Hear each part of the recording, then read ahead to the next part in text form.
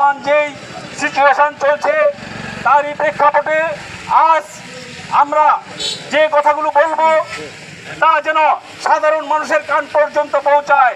কেননা আপনারা রাজনীতি করেন, রাজনীতিতে আপনারা পারদর্শী, আপনাদের কথা সাধারণ মানুষ শুনবে এবং বুঝবে। সুতরাং আপনারা শহীদ রাষ্ট্রপতি জিয়াউর রহমানের আদর্শের সৈনিক, তার প্রমাণ গত 17টি বছর আপনারা নির্বিঘ্নে নির্দ্বিধায় অনেক অত্যাচার নিপীড়ন সহ্য করেও আপনারা আপনাদের অবস্থানে অটল রয়েছেন।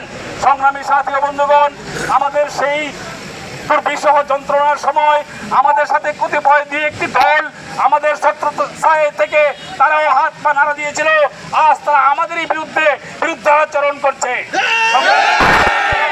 এই কথাগুলো সঠিক এবং নির্ভুলভাবে সকলেই আমরা যেন সাধারণের সম্মুখে প্রকাশ করি। বিরুদ্ধে জামাত শিবিরের বিরুদ্ধে, এনসিবির বিরুদ্ধে ওরা হলো আওয়ামী লীগের দালাল।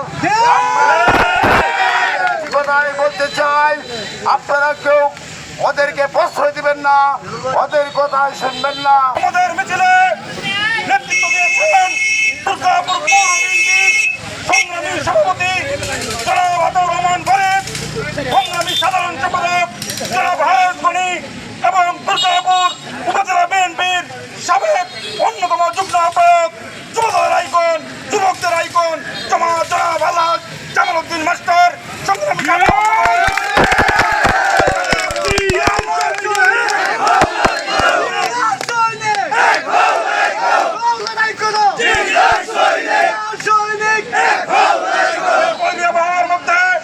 আমরা আমাদের কথাকে দীর্ঘায়িত করতে চাই না, শুধু একটি কথা বলতে চাই, যারা এই স্বৈরাচারদেরকে সাথে নিয়ে ভূগোল দাবা করে চলেন তাদেরকে শেষবারের মতো হুঁশিয়ার করে দিতে চাই। আমরা জামাত শিবির নই যে ঠেলা দেখলেই, প্রমাণ দেখলেই ছাত্রলীগের ভূগোলের নিচে ঢুকে দেবো।